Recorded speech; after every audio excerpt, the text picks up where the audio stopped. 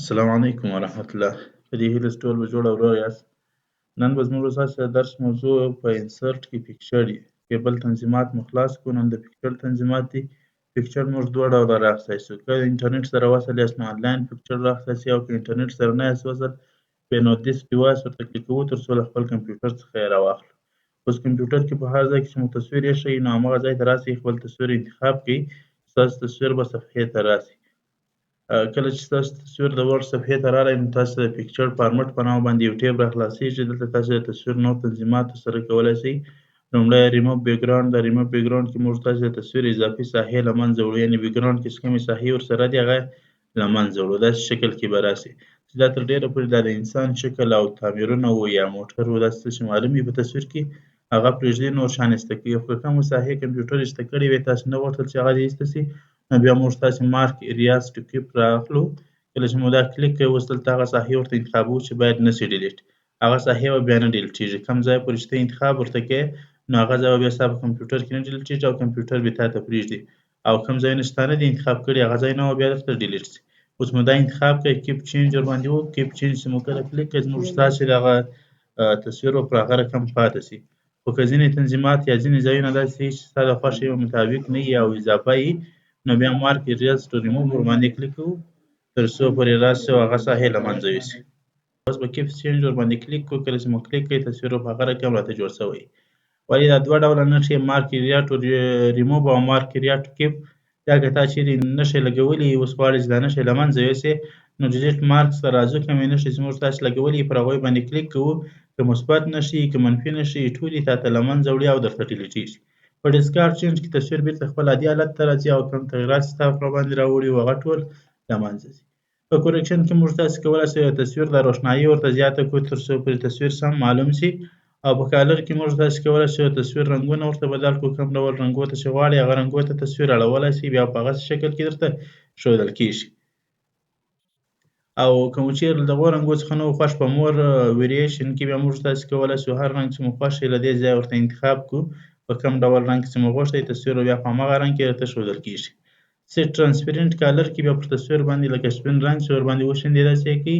موږ تاسې کله کلیک ورباندې وکړئ، اوس که زه بېرته کنټرول ځای کړم د تصویر اصلي حالت داسې ده، او کنټرول وای کوم یې کله چې موږ تاسې کلیک ورباندې وکړو په هغه حالت کې بیا حالت داسې و. یعنې موږ تاسې راغلو دې ځای تصویر به یې وارې رنګ ور بدل کړئ تر څو پورې دا درته معلوم شي، ځکه دا پر تور رنګ باندې ښکاره کېږي تر ټولو ښه.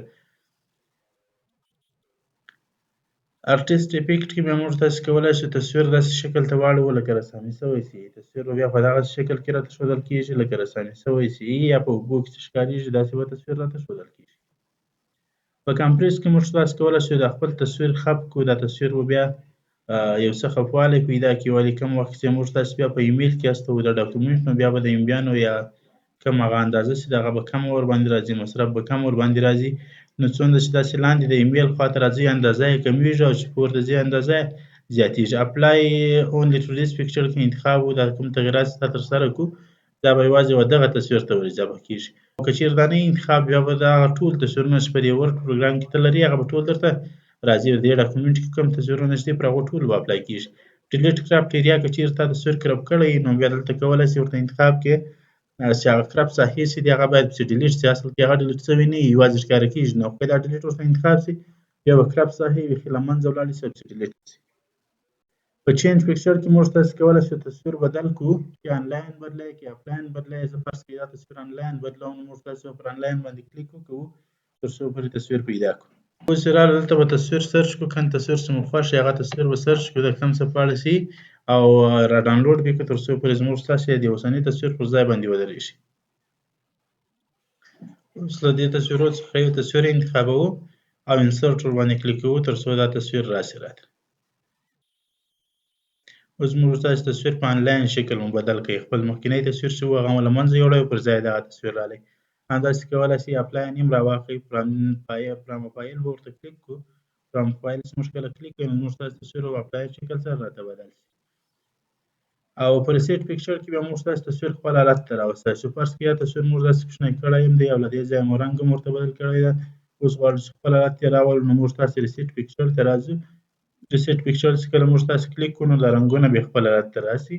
او که د سیټ پکچر اینډ سایز ورته کلیک کړو نو هغه اندازه او رنګونه دواړه بیا خپله راته راسي. تصویر به موږ تاسو ته پر خپله حالت باندې جوړ شي. څومره چې د تصویر اصلي اندازه ده په هغه اندازه باندې به موږ تاسو ته تصویر جوړ شي.